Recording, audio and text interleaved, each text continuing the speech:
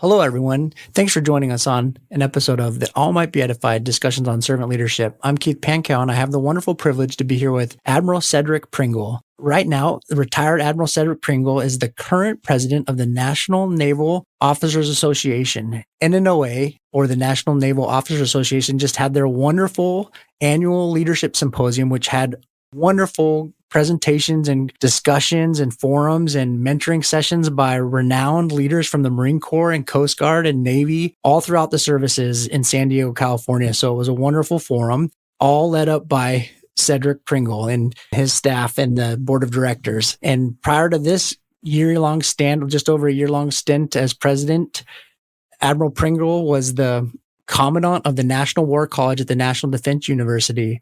And prior to that, he was the deputy commander of the Expeditionary Strike Group 3. And before that, he was the deputy commander of JIDF South, or Joint Interagency Task Force South, where he commanded members from all the joint services together. So, and previous to that, he's had many opportunities to lead members of the Navy and other services in many different commands in his long, prestigious career. And we'll have other references to his bio in the show notes. So welcome, Cedric. So excited to have you on the podcast today.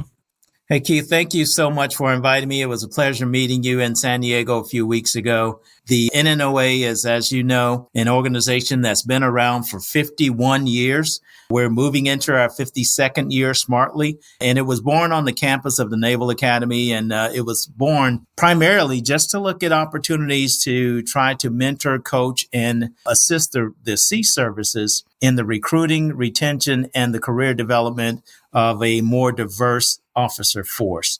And again, you got to think this was in 1972, where our nation was in the process of evolving to pretty much the nation that we are today.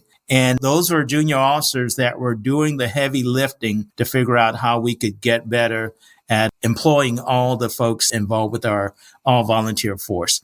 So it's just an honor to have served 34 and a half years in the Navy, and it's a blessing to have ascended to the rank of Rear Admiral, but it's also a blessing to become president of the National Naval Officers Association, and an opportunity just to help others who are currently serving on active duty, folks who are transitioning, helping them transition. And one of the things we also are starting to expand our relationships with is just being more involved with school-age children and students, and helping them and understand the benefits of not only a service, but also of the pursuit of STEM excellence. So we also on Monday in San Diego had a STEM program that saw over 400 kids in the San Diego and Southern California area register. And we had them at Naval Air Station North Island. We had everything from robotics out there to all manner of aircraft, Marine Corps craft, Navy vessels, unmanned vessels, manned vessels. Just really was an opportunity to expose them to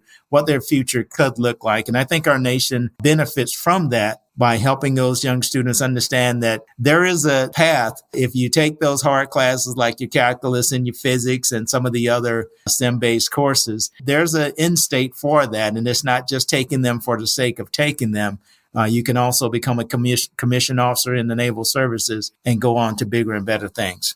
Yeah, I really appreciate that. Thanks for sharing those thoughts. And I believe it was you that and other people were advocating for the services to get more involved, not just at the high school level, but even at the middle school level, if I remember correctly. And so to do more work with the students there at middle school and to get more involved with STEM classes and other things, because that way we can show these students the life in these services, and also to build more positive experiences, but also beyond that, to do things just like you did.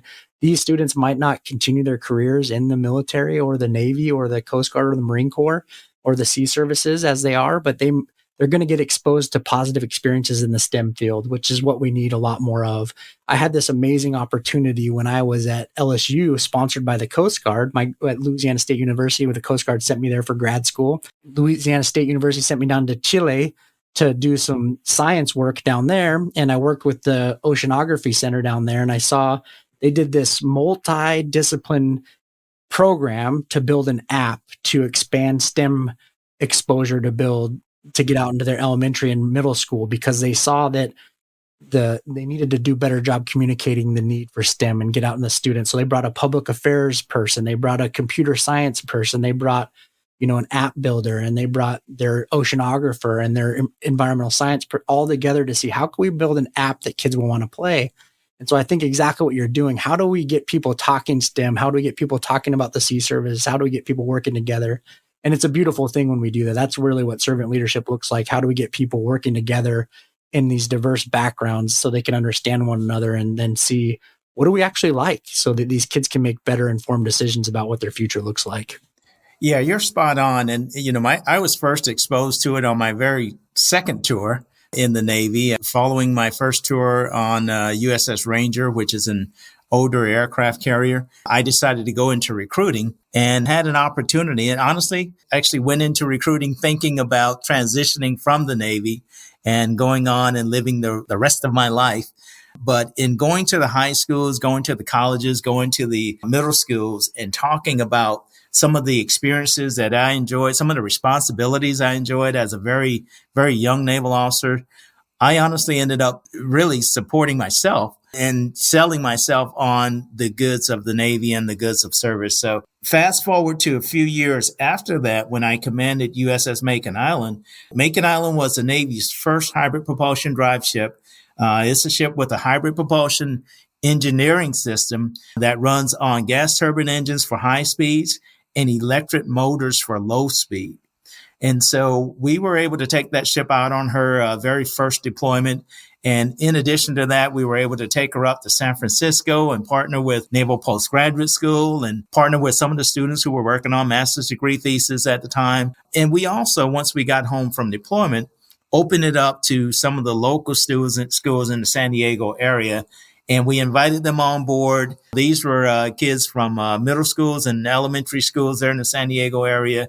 Had them on board, had them walking around the ships, and you could just see their eyes just light up as they were walking around and embracing everything. And I chose not to be the tour guide, so to speak, because literally I was kind of the old guy, but I had a lot of young sailors who were not very far removed from those young students, and made sure that they were the ones that were actually talking about the static displays, talking about the capabilities of the ship, talking about how we were laid out and how we lived together on the city at sea. And it was just really an impactful event.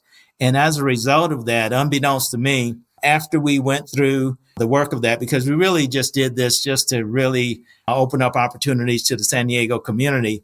But as a result, the ship earned the President's Volunteer Service Award. And it was pretty cool at the end of my command tour to actually receive that award that was signed by the president. And most of us, we don't get anything signed by the president until we retire. But it was pretty cool to actually get that done. And again, that wasn't our goal, but we also availed ourselves to tutoring in the schools and helping them with math classes and science classes and things like that. And when we built the community outreach team, the only criteria I gave my chaplain, who was the chairperson of the team and led it, I said, look, I just want to make sure that we get sailors who are interested in helping others, who are interested in serving, and not just someone who's trying to get out of a duty section or things along those lines. I want to get someone who's actually interested in making an impact and making a difference on the students. And we really did that. And I just can't thank that team enough. Yeah, it's such a wonderful thing. And like you said, such an impactful thing. And what a wonderful way to end a great command tour. And I love that focus that you had to get people that were interested in serving. And I want to kind of talk about how did you gave that direction to the chaplain. And it's an interesting discussion point that you had the chaplain as that person, as that kind of driving point there. I would imagine that might have been intentional on your part, but it maybe not. I don't know. And so maybe discuss that a little bit about what that looked like, how that team kind of came together and then how they went about finding those people to build such a great team that made that such a success. Yes. And my chaplains were just phenomenal. And I've always focused on leveling the playing field so that every single member of my team can give their absolute best, and was able to do that with that ship. And honestly, we had 1,000 sailors on board. And when we were deployed, we had 2,000 Marines on board. So about 3,000 people floating and operating and living together for about a 7-month period. So I saw my goal as a commanding officer was just to level the playing field so everyone could give their absolute best. So servant leadership was embedded in everything that we did. And we had an opportunity when we came back from deployment and things were a little bit less busy. We weren't doing flight operations. We weren't doing amphibious operations. We were literally just kind of in port doing maintenance on the ship. But I knew that we could do more. And my chaplain was just phenomenally talented. And I knew that he was the right person to actually head up that team because, I've always been the type of leader. If I'm at sea on a ship, I go to every Sunday service. So even if I'm in command, I'm still there, obviously, unless there's some operational commitment that I can't get away from. But to me, I think it matters to the rest of the crew if they see their commanding officer in those Sunday services and taking them seriously. One of the other things that we actively did is we tried our best to clear the schedule on Sunday to make sure that it was holiday routine where you could worship, you could work out, you can rest, you can recharge your battery, because when you're gone for a 7-month period, you really have to pace yourself. So we really took those Sundays and we would do movies or we would do whatever we could do to help people recharge their batteries. But all of that was centered around our Sunday services. And we always focused on every single denomination. We either had a chaplain or a lay leader that led those services. And I made sure that, we weren't running drills or sounding a lot of alarms and doing stuff that ships normally do. I just made sure that we weren't doing those during the Sunday time frame to the maximum extent possible. Sometimes, you had to do an underway replenishment or flight operations because that was the only time you could do it. And so we would take care of those with excellence, just like we would at any other time. But for the most part, if we owned the schedule and we had the opportunity to shape it, we would certainly focus on making Sunday our downtime. That's just a wonderful way to do it, and I appreciated it. You may not know this because although we did meet in San Diego and we had some wonderful conversations, I don't think we had time to reflect on the fact that I did 9 years in the Navy before I switched over to the Coast Guard. So, cool. So I do appreciate that routine, and I do know how hard it is to do those things sometimes. So those schedules on those ships can be pretty brutal sometimes on those deployments. So I'm sure your crew was very appreciative of that, and it does go a long way. And it just goes to show that, when you're in a leadership position, the tone you set in that kind of mindset that you set, that's really what is going to set the pace for everyone around you and what they do and how they respond to that. And, that routine, it does matter for what's going on. And I really like what Cedric said about how he made himself visible in those spaces as well, whether it was for worship or for working out or rest or just doing different things, because we also have to acknowledge that if we don't make ourselves visible in those spaces, we're not giving permission for people to do those things as well. And I think that's super valuable. One of the things that I really respected about you that I could just see they weren't just words to you. And as we've been talking about your philosophy and command, is when we were at the NNOA Leadership Symposium, you talked about your 4 focuses for that symposium were education, inspire, engagement, and elevation, if I remember correctly. Yes. And so good. I passed my quiz. I did good. So, and I just loved how you focused on it for yourself. Once again, giving permission and reminding people. And it was kind of that everyone went. It was, people talked about it even when you weren't present. And I think there's this value of setting that expectation of, even when you're not in the room, of your command philosophy or your command leadership style of, of serving and such a focus of these are servant leadership attributes as well, all of those. But how do you put forth commitment? And these are just 4 words. It could be any 4 words, but these are good ones, but, not focusing on these words particularly, but how do you, go about taking any idea or philosophy and going forth with such commitment that people, they buy into it and they look for opportunities to talk about it in groups, because that's what I saw it in NNOA. And so I could imagine on this hybrid ship or JIADF South, this joint interagency task force where you have multiple different services working together, or at the National War College where you have these great strategic thinkers coming together, all these different environments. I could just imagine you putting forth these environments where people are still doing the things that you're envisioning for them and putting forth. So how do you set this environment what just makes people do these great things, or invites people to do these great things, I should say? I think that's a great synopsis, because to me, over the course of my 34 and a half year career, I guess my words have evolved, but my methodology has not. And honestly, at National Naval Officers Association Symposium, to me, it's evolved to those four words: educate, inspire, engage, and elevate.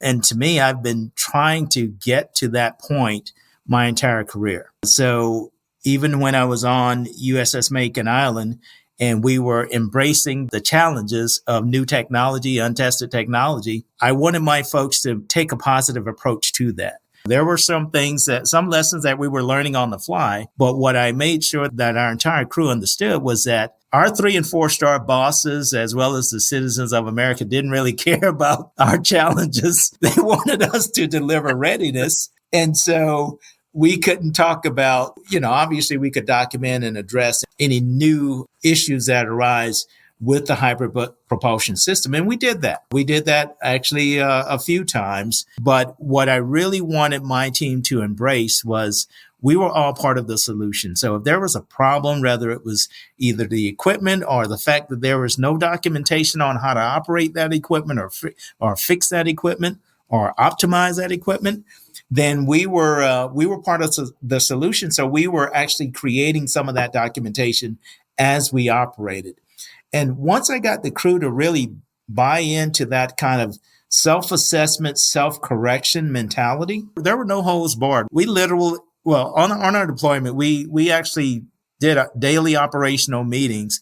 And so one of the things I instituted during those daily operational meetings, even when I was there for XO, I was XO for 18 months and then took command about midway through deployment and then commanded through that second 18 months of my tour. But as XO, we instilled a philosophy where every time we actually would brief our daily ops brief, we would look at the previous day's operations and we talk about 3 big lessons. What are the 3 big lessons we learned today? And they could be either communications related or equipment related or process related or talent management related. And we would actually make adjustments on the fly. And we actually got to the point where anytime we would actually brief a major evolution and we would have 250 people in the wardroom, I made sure that every single person, regardless of how junior or how new you were to the Navy, you had a voice to speak up if you saw a safety issue, if you saw a sleep deprivation issue. And yes, that happens, at least it used to anyway. But I wanted folks, at the end of every session, I would stand up and say, okay, look every single person in the eye and say, okay, are you guys ready to do this? We've got a lot of moving pieces tomorrow. If anyone's not ready for whatever reason, maybe you've got a bug, maybe you've got some home issue that affects your current state of readiness, mental readiness to be able to do this, no harm, no foul. If you raise your hand, we'll find someone else to take your spot. But what I didn't want to do, Keith, I didn't want us to actually get up to the point of execution and then have someone say, well, I stayed up for 28 hours and now I'm sleep deprived and, I'm not in a position to be your master helmsman when you're pulling this ship into port or when you're transiting the Suez Canal or whatever the case may be. I just really wanted to make everyone comfortable to be able to, and sometimes a lot of those issues could either just be addressed with just a small adjustment to the schedule or just a modicum of training and say, okay, you don't understand how this really works here. Let me make sure you're ready to go. And maybe put that person on a under instruction watch and say, okay, you sit this one out and you're going to watch how this goes and then we'll have you up ready. But not making it a penal environment where people get penalized for not knowing, making sure they're comfortable saying, hey, I didn't understand what you meant. This actually happened to me. I actually had captain's standing orders, and standing order number 2 did not actually align with standing order number 6 or 7. And in one of our debriefs, one of the junior officers pointed it out, and I was like, you know what? You're exactly right. I'll change my standing orders to make sure they align. But they needed to see that I was all in from the top, and they would also be willing to come forward with those type things from all levels. And I think our team, we were very good. We were very good at communicating, and you still had your normal, human to human interactions and those challenges as well. But really just embracing those challenges and not focusing on how either engineers designed the ship or what type of support we either did or didn't have, and actually taking ownership of all of that. It was just a powerful thing. And I loved it, and loved taking that also to Jayada South, which was my first interagency tour, and just a really different environment. I had the pleasure of working 2 years for a Coast Guard 2-star. So it was a Coast Guard command. So me being a Navy guy and being there as a deputy, I learned a lot from Rear Admiral Chris Tomney. And he just really educated me on, not only how the Coast Guard really just performs above and beyond the call of duty every single day, but also just their ability to bring a whole slew of authorities to any problem set that the U.S. military can't. And it's the law enforcement piece, it's the interaction with all of our 3-letter agencies as well to get the mission done. And that was it was just really an enjoyable tour that helped me understand servant leadership from a whole different perspective. And that actually helped me become a better strike group commander when I went to ESG-3, commanding the Navy's largest strike group with 15,000 sailors and 15 ships, and trying to move all those people around, as well as places and ships, and making sure that people were where they needed to be. Ships were ready to go on their deployment when the time came, and just maximizing readiness across the board. I love the way that you create this environment where people are willing to approach you, and you allow people to have this environment that's non-punitive as well. And obviously, if someone's going to do something outside the lines, outside the guardrails, there's a punitive in nature, right? But you create those guardrails where people can have some flexibility. And that's wonderful, because that non-attributional environment is so important to take those, to learn and to have creativity and to have curiosity and to actually challenge yourself.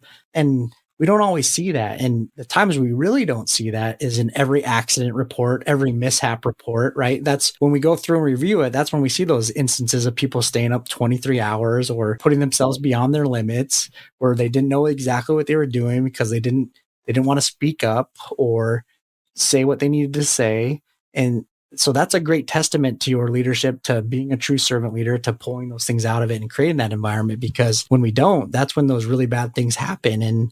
And too often in the news lately, we've seen some instances of that. So a lot of good leaders can learn from that, about what we do in those environments to stop those things from happening, is creating that environment where people can actually speak up and have, be a part of the solution, as you said. So I applaud that. And I think that's wonderful. And then there is, as you well know, you've had great opportunities to participate in humanitarian evolutions. And in those environments, you don't always get the time for rest. You alluded to it sometimes, where you have to do certain things outside your purview to make decisions. And a lot of times in those humanitarian efforts, the operational tempo is very high. There's, and people they stretch themselves because they see the need is high. You went to Haiti, you went to Katrina with your ship, you saw the great devastation there. That's a lot of times you see people wanting to help people, so they stretch themselves a little bit. And that's when, as a leader, you have to kind of pull in the reins a little bit, help make sure people watch themselves, take their rest, take their limits. So, as true servant leader, surrounding themselves with other servant leaders, how do you manage, lead other people to take care of themselves in those environments? Because that's when we see people tap themselves out a lot, because they want to help people. Yes. Well, a perfect segue. One of the pleasures I had following my command tour of Macon Island was to work 2 years on Capitol Hill as a Navy Senate liaison. So I got to know a different side of our government working on Capitol Hill. And I got to know some of the senators and a lot of the staffers there. So fast forward to me going to Key West, and Hurricane Matthew bearing down on Haiti. And the 4-star at Southcom basically started his meetings and wanted to know he was thinking about a response team and trying to position his forces as any good 4-star would do. And I raised my hand and I volunteered to go. And I ended up flying from Key West, flying to Jamaica and linking up with a Marine Corps force of about 250 Marines that were coming from Honduras via helicopters. And we all linked up. I took command, and then we landed within 24 hours of the hurricane passing in Haiti. And we ended up using the airport right there at Port-au-Prince as our headquarters. And we were literally delivering relief. And any relief mission is pretty much the same. You want to do 3 major things from a military standpoint anyway. You want to save lives, as many as you can. You want to provide relief to people who did survive the storm. And then you also want to provide temporary assistance to the government of the country you're supporting, because we're there. Basically, the military was there supporting the State Department, who was supporting the government of Haiti. And so we knew that our mission was going to be temporary. We knew that we needed to make a difference quickly. And we had about 9 helicopters to do it with. And so being there at the airport actually worked out really well. And in all honesty, it was a lot like commanding Macon Island, because I had my own airfield right there. So the relief and supply planes were flying in, and we would break down the supplies right there and break it into pallets and then load them on the helos and then send them out to the affected areas. So it was I'm not saying it was easy, but it actually worked out really well because the airport was fully intact. So where the congressional liaison piece comes in, one of the senators, and I won't call any names, but one of the senators decided to fly down because his constituency basically said that the U.S. wasn't doing enough. And we were delivering water, we were delivering blankets, we were delivering relief supplies, we were providing medical care. We were basically doing all of that on a very short timeline.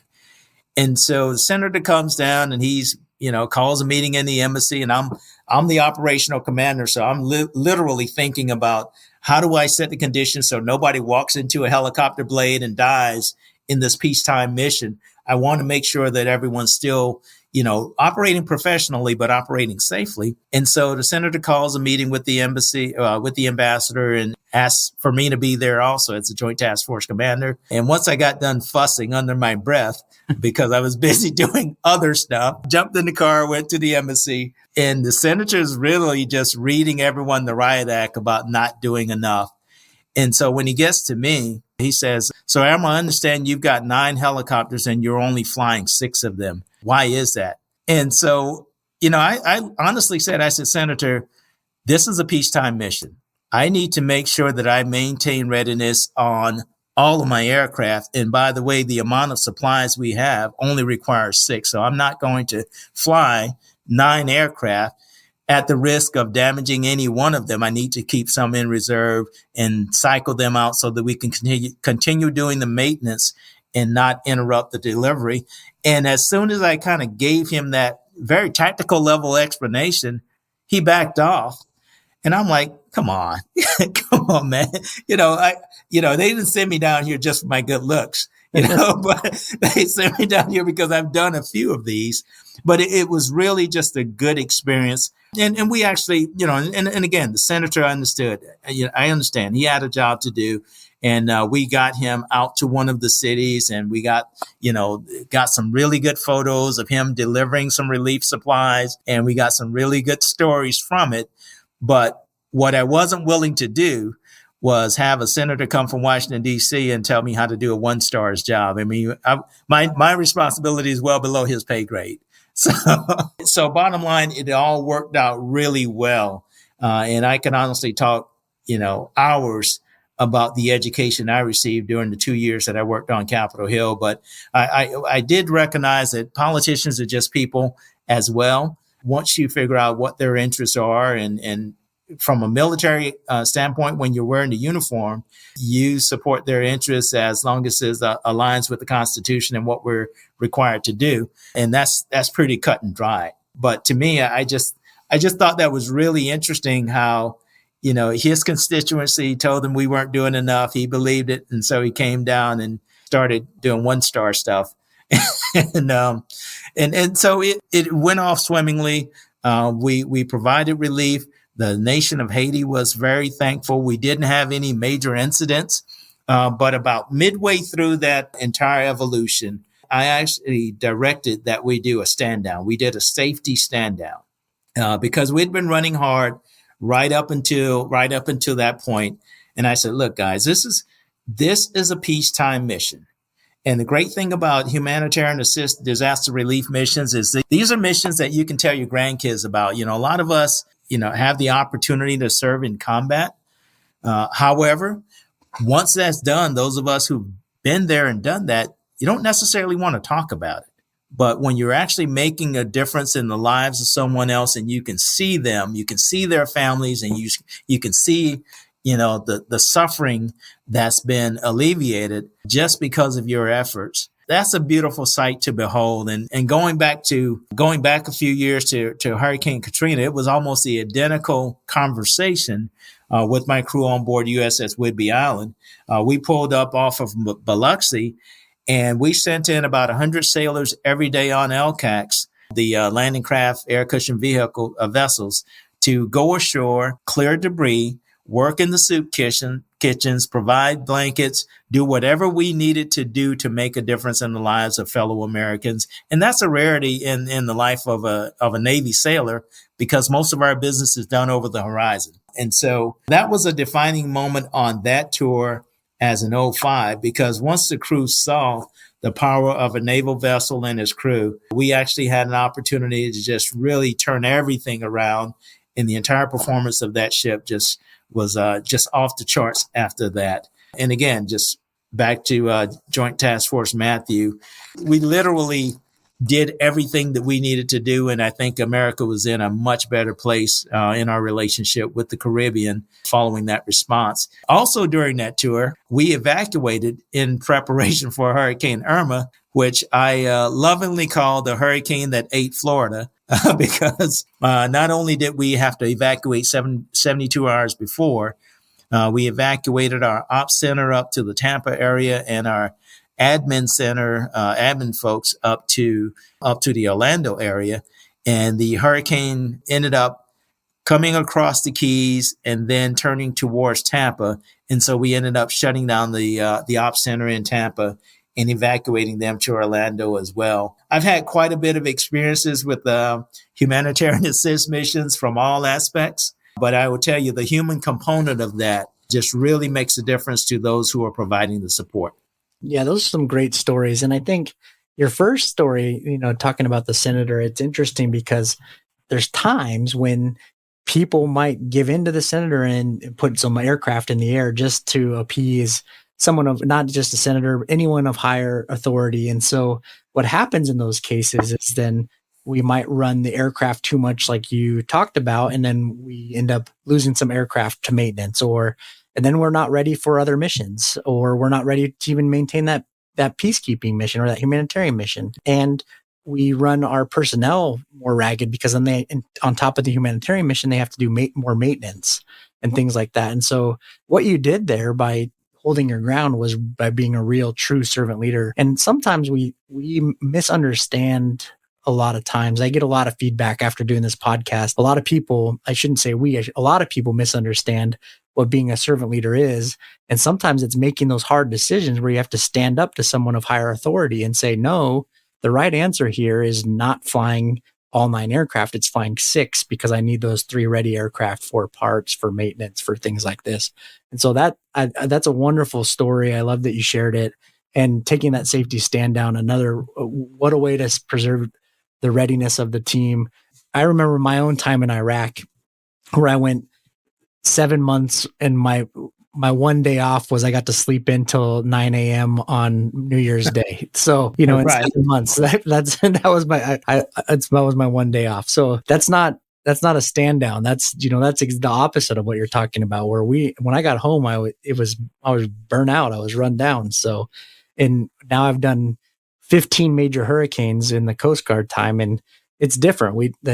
we do it a little bit better, where we take care of people. We rotate people in, we rotate people out, and it's a good system. So it matters to take care of people, and it's both mentally and physically fatiguing. So it requires a lot of that. So I appreciate everything you talked about. Yeah, I agree. After all this time in this wonderful career, what do you think has been the pinnacle? Like, if you had to say, like, what teaches you that servant leadership is the answer, like, that keeps you coming back? You're a true servant leader. You told me, even when we've talked, that you ascribe to it, you believe in it. So what keeps you true to servant leadership? What keeps you coming back to it? I think it's just the people. And I go back to my '06 tour because I knew enough by the time I was in '06.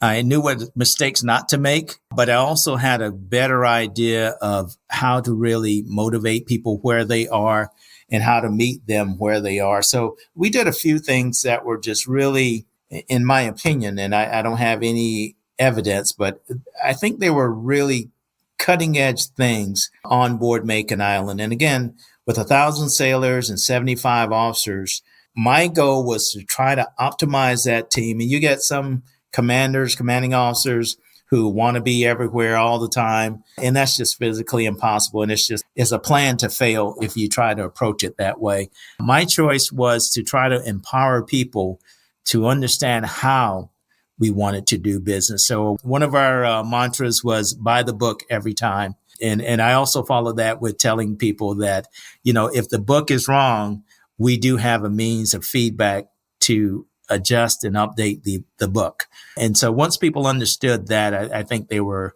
fine with it. One of my other mantras was excellence is a journey, not a destination. I never wanted anyone to get really just bore-sided focused on either perfection or excellence, because once you get there, the situations have changed and you need to continue evolving with the situation. And to me, excellence is just a continuous pursuit of constant improvement. And as long as you're assessing how you did things previously, whether it went well or poorly, you're always going to get better. And as soon as you get the entire team to embrace that mindset, not only have direction and guidance from higher authorities, but also be able to assess, well, I missed this step and I should have done this, and this instead of that, and that. And have them do that in a safe environment, then the team is guaranteed to get better. I would tell you that we were able to accomplish that on Macon Island. And we were able to really set a culture on that ship that, honestly, 12 years later, she was brought into commissioning around 2009 timeframe, and we went on our first deployment in 2011 and 12. Since then, she still continues to be a ship that performs very well. Just got back from deployment here recently. To me, that is all about the culture of the ship and helping people understand you're part of making this great. During my crew indoctrination, when we had new people coming on board, one of my conversations was always talking to the younger sailors and helping them understand that you're not a kid anymore. Didn't allow any of my chain of command to call any of our junior sailors kids, because I wanted them to understand that you took the oath for our country and to support and defend our Constitution and our country just like I did. You've agreed to put your life on the line just like I did. Every day at sea on a ship is a dangerous environment. I'm not going to call you a kid. These are adult things. And I helped them embrace that and help them kind of get away from things that we all did in high school. But I also opened the door for them and said, look, as an adult, I expect you, if you don't understand something, and I always use the example of sweepers. If somebody tells you to do sweepers and you don't know what that means, ask the question. Don't get in trouble because, the Master Chief told you to do sweepers and you didn't know what it means, so you didn't do it. No, ask the question, what exactly is sweepers? And we, as a chain of command, we're obligated to help you understand what it is we're asking you to do and even show you if it requires that. As an adult, if you don't know what it is you're asked to do, then ask the question. And we're obligated to help you get to that right answer because it makes the entire team better. Yeah, that's such a powerful example. I really, really, really appreciate that not calling him a kid. I'd never, ever heard anyone take that mentality before. And so often, whether we talk about, the generational differences in each service and how, we talk about old timers versus youngsters and this is my service or you're ruining my service and different things. There's all these different ways that we can take this approach, but this is such a powerful empowerment tool to say, look, you belong here and I expect you to step up. And I just really, that mindset, I'm going to think about that for a long time. And I'm going to use that as the challenge for this episode, just to, in whatever organization you're in, think about ways that you can create symbols or language of belonging for people. Like Cedric just did that right now by saying, he won't let people call people kids. Think about the language use. The words matter. The way we do things matter, whether we're, old timer versus youngster language. These types of phrases matter. They create schisms in our workplace, in our organization. So how do you create language and symbols of belonging? Think about it and break down those barriers so that you can create better communities in your organizations and better belonging throughout your organizations, because that really matters.